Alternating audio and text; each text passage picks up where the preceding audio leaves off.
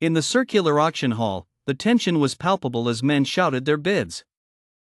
500,000. 600,000. Under the spotlight stood Emily Carter, the woman being auctioned. Her eyes scanned the crowd, feeling a deep chill. Miss Carter, if you want a higher price, just do as I said. Emily bit her lip, thinking of the child in the hospital who desperately needed money for treatment.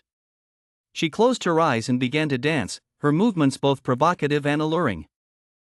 1 million. Suddenly, a low, husky voice cut through the noise. 2 million. Emily's eyes widened as she saw Alexander Blake, the most powerful man in City A, making the bid. Sold. Emily was sold to Alexander Blake. In the VIP lounge, Alexander stared at her with a mocking expression. You're a virgin? Emily Carter, have you forgotten how I toyed with you before? He stepped forward, tearing off her clothes. Emily gritted her teeth, enduring the pain and humiliation. Emily Carter, are you dead? No reaction at all. How can you be worth 2 million like this? Hearing him mention the money, Emily suddenly woke up. She needed the money to save her child. I'll do whatever you want. All right then, I want you to kneel and bark like a dog. If you can't do it, don't expect a penny from me. Emily hesitated, then closed her eyes in humiliation and started barking like a dog. Alexander laughed cruelly. It's a shame not to show everyone outside how pathetic you are, considering the 2 million I paid. He dragged Emily off the bed towards the door. Alexander Blake, what are you doing? Didn't you want to bark like a dog? I'll let everyone hear how well you can bark. Emily couldn't help but cry. Alexander Blake. You made me do it. How can you do this to me now? Is this all you can take? Back then, we were kidnapped together. I was beaten half to death to protect you, but you seduced my biggest enemy, David Johnson, right in front of me. Then you left me alone in that dark, hellish basement. Thinking of the kidnapping and Emily's actions, Alexander's heart filled with hatred. Emily Carter, every day for the past 2 years I've wanted revenge. I want to torment you, make you live a life worse than death. This is just the beginning. He kicked open the lounge door and threw Emily onto the floor. Emily Carter, keep barking for me. A crowd quickly gathered in the hallway, eager to watch. Alexander Blake, I beg you, don't do this. If you don't bark, you won't get a penny from me. Emily closed her eyes in despair. I'll bark. The men watching cheered. Woof. Have you never heard a dog bark? Is that how a dog barks? Emily took a deep breath and barked loudly. Woof, woof, woof. The men laughed, mocking her. Mr. Blake, you really know how to play. This woman barks pretty well. It seems you all like this wretch. Then she's yours to play with as you wish. A crowd quickly gathered in the hallway, all eager to watch the show. Alexander Blake, I beg you, don't do this. If you don't bark, you won't get a penny from me. Emily closed her eyes in despair. I'll bark. Hearing her say this, the men watching the show cheered. Woof. Have you never heard a dog bark? Is that how a dog barks? Emily took a deep breath and barked loudly. Woof, woof, woof. Haha, Mr. Blake, you really know how to play. This woman barks pretty well. Alexander stared at her slender figure, his eyes dark. It seems you all like this wretch. Then she's yours to play with as you wish. A crowd quickly gathered in the hallway, all eager to watch the unfolding drama. Alexander Blake, I beg you, don't do this. Tears streamed down her face as she pleaded softly. If you don't bark, you won't get a penny from me. I'll bark. The men watching the spectacle cheered as she reluctantly complied. Woof. Have you never heard a dog bark? Is that how a dog barks? Woof, woof, woof. The men laughed heartily at her humiliation. Haha, Mr. Blake, you really know how to play. This woman barks pretty well. It seems you all like this rich.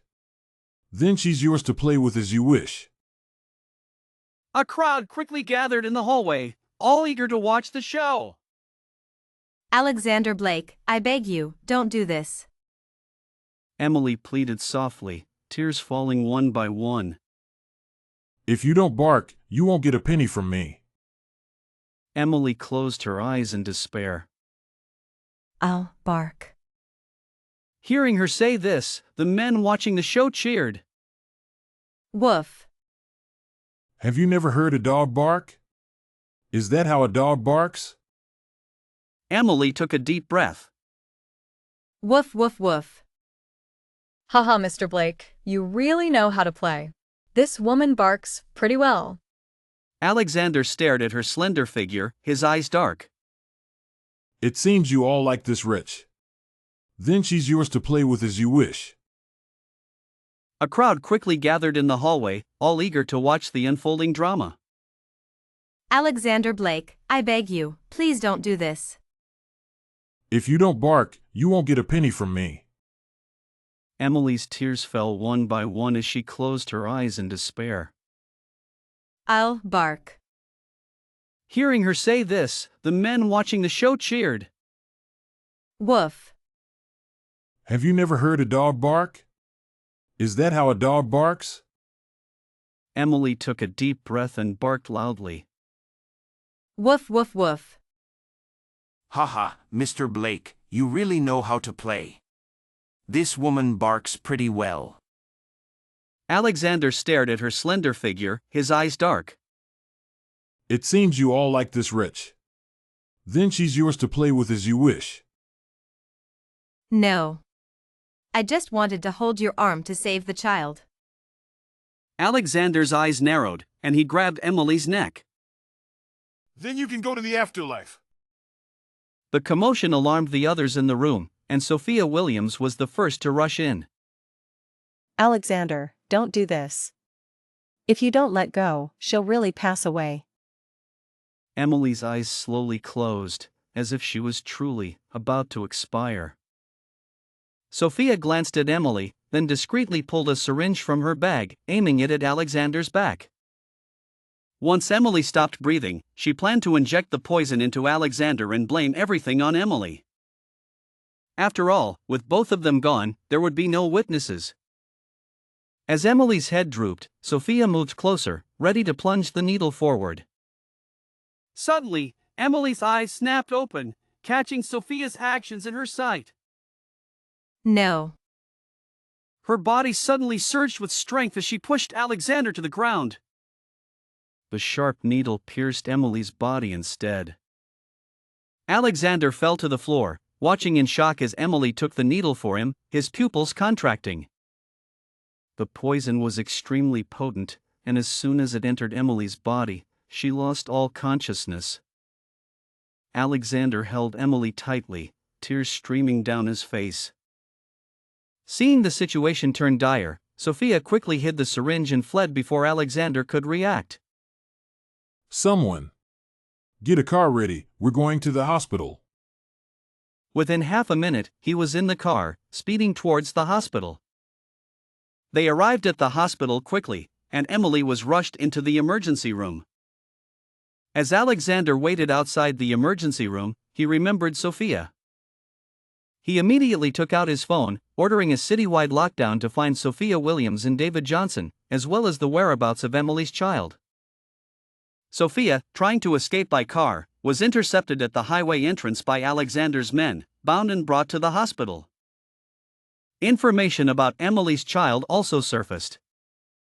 The child, named Lucas Carter, according to hospital birth records, is 1 year and 5 months old, but the household registration shows 1 year and 3 months. When Emily left him, she was 2 months pregnant, plus the remaining 7 months of pregnancy. If the child was 1 year and 5 months old, it matched the 2 years they had been apart. In other words, Emily's child had never been lost. Moreover, the child was diagnosed with a brain tumor 5 months ago. Unable to undergo surgery, the condition worsened over 5 months, threatening his life. However, the child is now missing. As for David Johnson, he's also missing.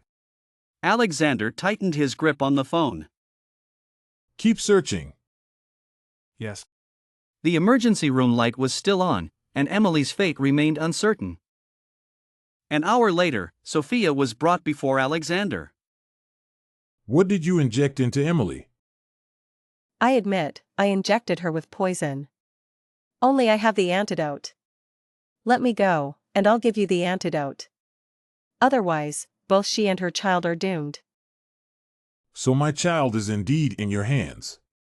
Is David Johnson hiding him? Yes, Alexander. Let me go now, and you might save your son's life.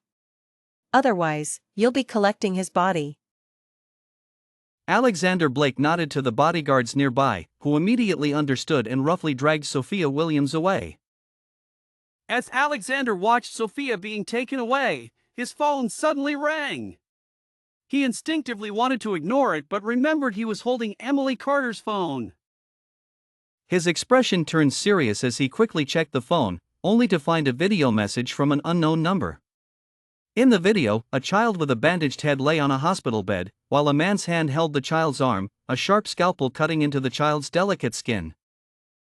Alexander's heart felt as if it was being squeezed by an iron grip, his breath catching in his throat. This was Emily Carter's phone, so this child must be his son. At the end of the video, red text appeared, "Bring Alexander Blake's hand to me, or you know the consequences." The sender of the video was obvious. Bring your tools and meet me at the hospital in 5 minutes. Since David Johnson dared to show up, he wouldn't let him get away. His subordinates arrived at the hospital promptly. Find the address from this. Without asking questions, they quickly got to work. Soon, they had the address. Alexander, accompanied by several bodyguards, sped to the location.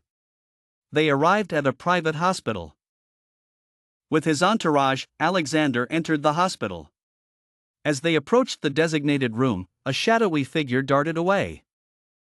The bodyguards immediately gave chase, while Alexander entered the room. On the bed lay a frail infant. One look, and Alexander knew this child was his. The resemblance was unmistakable. We lost him. Forget it, let's go back. They returned to the hospital, where Emily Carter had been moved to the intensive care unit. Standing outside, Alexander gazed through the glass at the unconscious Emily Carter, his heart aching. Mr. Blake, this toxin is something we've never encountered before. We can only temporarily suppress it, not completely eradicate it. Developing an antidote will take time, but your wife's condition might not hold out until then. Hearing this, Alexander's face darkened visibly. Moreover, we discovered the toxin in your wife's body acts very quickly. It should have taken effect by now, but... Alexander's gaze bore into him, exuding silent pressure. But we found that because your wife has cancer, the toxin's effects are slowed, almost like a counteraction. Cancer? You must be mistaken. Do you believe I'll let you tear this hospital apart? Mr. Blake, I'm telling the truth. There's no benefit in lying to you. See for yourself, this is your wife's report. Alexander took the report, his hands trembling. As he read, his breathing grew heavier. I understand. You may go. Fortunately, it's still early stage, so there's a good chance of recovery. Don't lose hope, Mr. Blake. With that, she left with her files. Alexander's lips curled into a bitter smile. He had just learned he had a child with her. He had just decided to talk things through with her, to clear up the past, and maybe start anew. But now, Emily Carter had cancer. After a long time, Alexander composed himself and instructed a bodyguard. Stay here and keep watch. Report any changes to me immediately. He needed to find Sophia Williams and get the antidote from her. In a dimly lit basement, Sophia Williams looked disheveled and sneered at the man before her. So, Mr. Blake has come to beg for the antidote? Why would I beg you? I'm just here to enjoy your current miserable state. Humph, without the antidote, Emily Carter won't survive. Do you really want her to die? And do you want David Johnson to face consequences? What did you say? What happened to David? TSK, you look just like a mad dog. Do you think I'll give you the antidote just because of that? David can't be caught by you. Lucas Carter is already back with me. Sophia's eyes widened in disbelief. But do you still care about David Johnson's fate in your current state? He doesn't care about you at all. That's between me and him. I love him, and I'm willing to do anything for him. Give me the antidote, and maybe I'll spare his life. If not, let's see if your love is as strong as you claim. Sophia glared at him, then reluctantly revealed the antidote's formula. A subordinate quickly noted it down and left, returning shortly after to whisper in Alexander's ear. Alexander nodded and signaled them to prepare the antidote. Now, will you release David? Don't worry, I didn't catch David. As for you, enjoy your suffering here. With that, he turned and left, leaving Sophia to rage helplessly. A crowd quickly gathered in the hallway, all eager to watch the spectacle. Alexander Blake, I beg you, don't do this. If you don't bark, you won't get a penny from me. Emily closed her eyes in despair. I'll bark. Hearing her say this, the men watching the show cheered. Woof. Have you never heard a dog bark? Is that how a dog barks? Woof woof woof. The men around laughed. Ha, Mr. Blake, you really know how to play. This woman barks pretty well. It seems you all like this woman. Then she's yours to play with as you wish. A crowd quickly gathered in the hallway, all eager to watch the show. Alexander Blake, I beg you, don't do this. If you don't bark, you won't get a penny from me. Emily closed her eyes in despair. I'll bark. Hearing her say this, the men watching the show cheered. Woof. Have you never heard a dog bark? Is that how a dog barks? Woof woof woof. Haha, Mr. Blake, you really know how to play. This woman barks pretty well. Alexander stared at her slender figure, his eyes dark. It seems you all like this wretch. Then she's yours to play with as you wish. She shouldn't have worried so much. Cherishing the present was what she should do. With this thought, she looked up at Alexander. Alexander. She didn't say anything more, but Alexander understood everything. I'm glad you understand. It seems children are more effective. All my words were useless. I don't know how much longer I have, but if one day I'm gone, I hope you can forget me and start a new life. We'll deal with the future when it comes. What we need to do now is to be together and love each other. Yes. They finally cleared the misunderstandings and continued their relationship as before. The hardships made them cherish each other even more, and they were closer than ever. But just as their relationship was warming up and Lucas Carter's health was slowly recovering, Emily fell ill again without warning. The illness came swiftly and fiercely. One moment she was smiling at Alexander, and the next she was rushed to the emergency room. The surgery took a long time to complete. When Dr. Miller pushed open the door and came out, Alexander immediately stepped forward. How is she? The cancer cells have started to spread. Hearing this, Alexander staggered, unable to speak. When Emily woke up, it was already the next day. Alexander had stayed by her side all night. Seeing her awake, he hurriedly hugged her. Emily, I'm so glad you're awake. I was so scared you would leave me. Emily's eyes reddened, but she couldn't find any comforting words. In the following days, Alexander became increasingly busy. The Blake Corporation had a new project, and Alexander was overwhelmed with work, often having to stay at the office for meetings and work, unable to be at the hospital with Emily and Lucas all the time. Seeing him grow paler, Emily's heart ached even more. But no matter how tough the days were, they still smiled when their eyes met. They had no idea that fate wasn't done with them yet. One day, Emily was quietly sitting on her bed. The door opened, and a doctor pushed a stretcher into the room, wearing a mask and speaking in a hoarse voice. Emily Carter, right? Today you need a full-body checkup. Emily nodded and got on the stretcher. Seeing the doctor pushing Emily out, the bodyguard at the door asked, "How long will the checkup take?" About an hour and a half. I'm sorry, but you can't accompany her.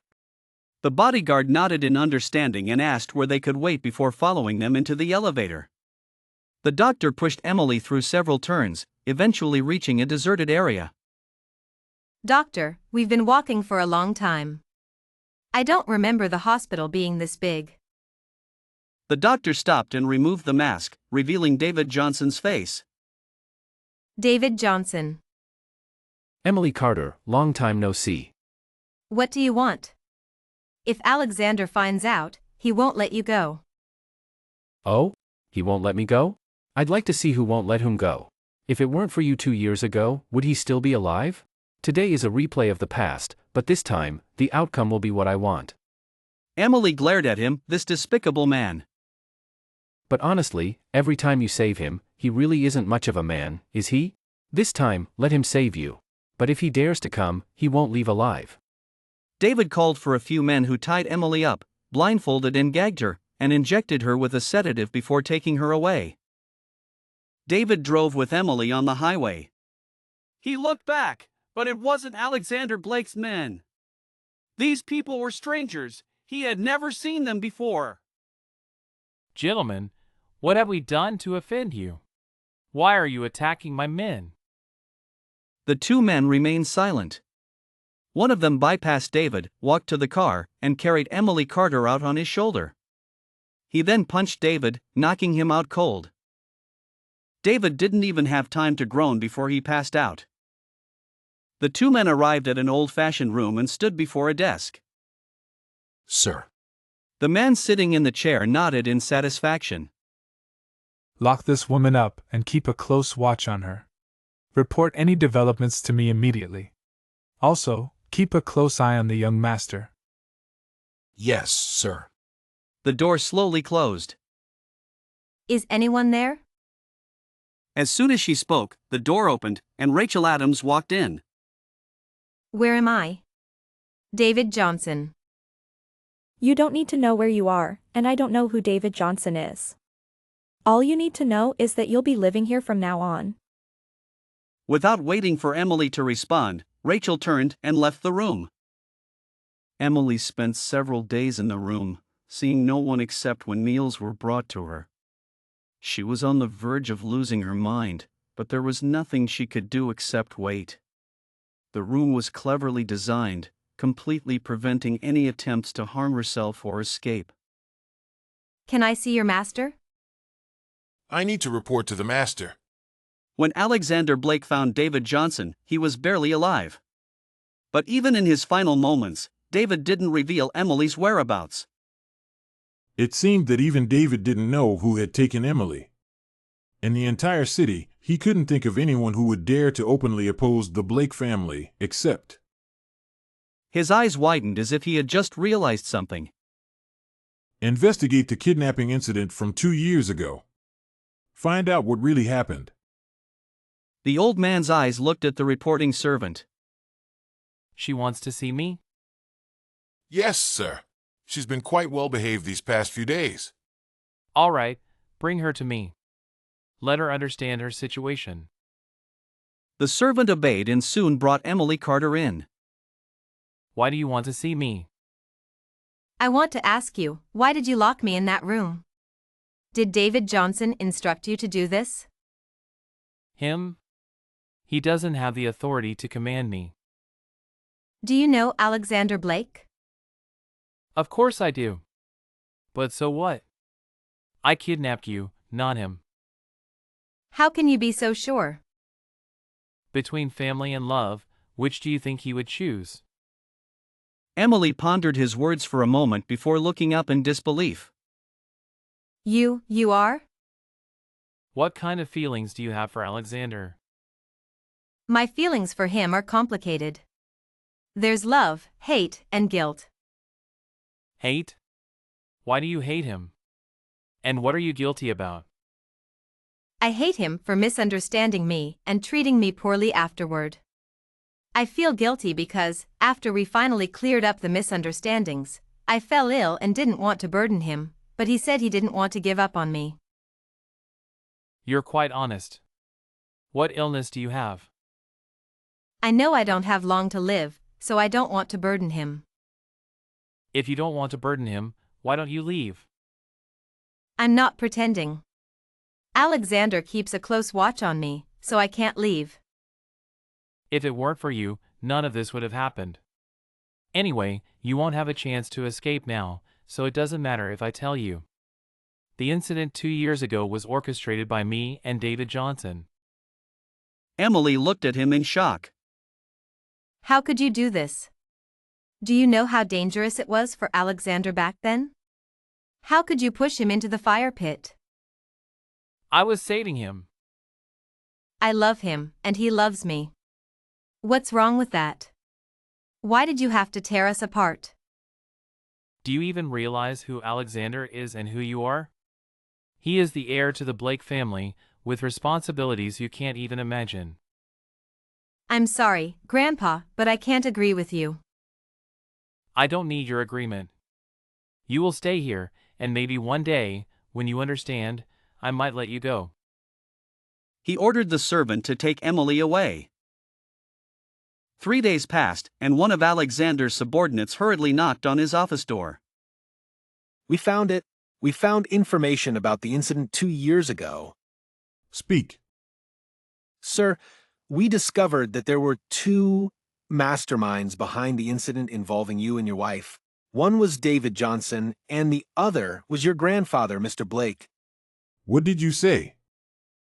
The masterminds were 2 people, one of whom was your grandfather, the highest authority in the Blake family. It was unimaginable.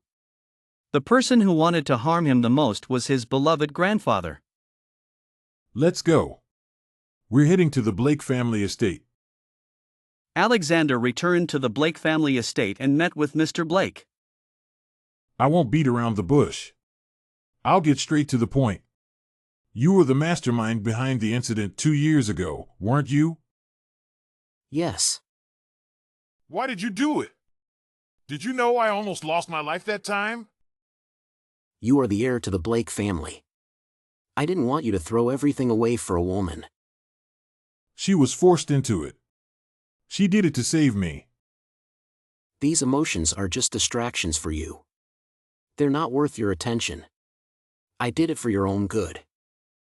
I know she's in your hands now, so please, return her to me. She's already gone. Do you still want her?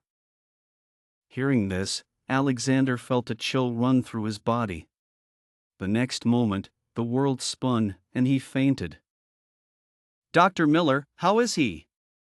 Mr. Blake anxiously asked the doctor emerging from the emergency room. We did our best, but, it's best not to upset him for now. Mr. Blake stood there, stunned, watching the doctor leave and Alexander being wheeled into the ward.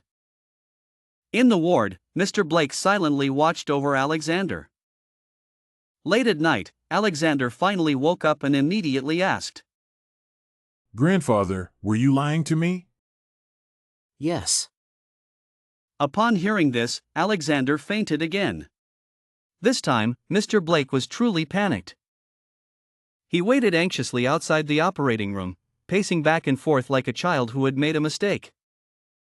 He bit his lip, looking at the glaring red light outside the operating room, and made a decision. When Emily arrived at the hospital, the red light outside the operating room was still on, and the surgery was not yet over. Mr. Blake glanced at her and quickly looked away. Grandfather, is Alexander in surgery? What happened to him? He fainted after hearing that you were gone. Although I don't want you to be with Alexander, perhaps you're the only one who can give him hope to continue living. Emily was shocked, tears welling up in her eyes. Alexander lay in the hospital bed for several days before finally waking up. Are you feeling better? Alexander was overjoyed. Grandfather lied to me? Yes. But I understand him. He did it for your own good, though he might not express it well. I hope you won't hold any grudges against him. After all, we're still family. Alexander frowned at her reaction. You know about 2 years ago. I know. But what does it matter? We're fine now, and that's enough. Alexander stared at her for a long time before suddenly reaching out to hug her tightly. You won't disappear again, will you? No, I won't. Emily finally managed to calm Alexander down and went to find Dr. Miller to inquire about his condition. But after taking a few steps, she felt a sudden blackout and lost consciousness. Emily was rushed to the emergency room. Outside the emergency room, Alexander waited anxiously, surprised to see Mr. Blake arriving as well. How is she? Not good. You know Emily has a serious illness. If anything happens to her, I'll be the first to join her. Is that necessary? Yes, I know it's irresponsible, but have you ever considered what I truly want? You've seen it too. In 2 years, I've made the Blake family stronger than ever. So I hope you won't treat me like a child anymore. Everything I've done is because of her. You don't need to worry about the next generation. Emily and I have a son. I have no other requests. I just hope you won't push me anymore. Do you love her that much? Yes, I'm giving her my all.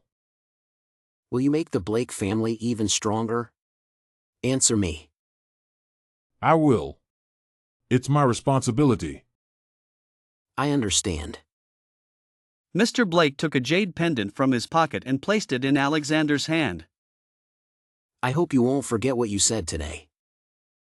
Alexander stared at the jade pendant in his hand, bewildered. What is this? Enough. You young people handle your own matters. As long as you don't forget your responsibilities, the rest is up to you. I'm old and don't want to interfere anymore. With that, Mr. Blake slowly turned and walked away. Alexander tightly held the jade pendant, his eyes following Mr. Blake's figure until he disappeared. The emergency room door finally opened, and Emily was wheeled out. Dr. Miller, how is she? She just needs to wake up. Thank you. Emily was placed in a VIP ward, and in the following days, Alexander stayed by her side day and night, waiting for her to wake up. Spring arrived in the blink of an eye.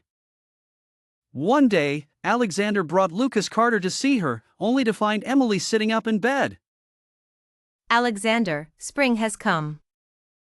Yes, our spring has come.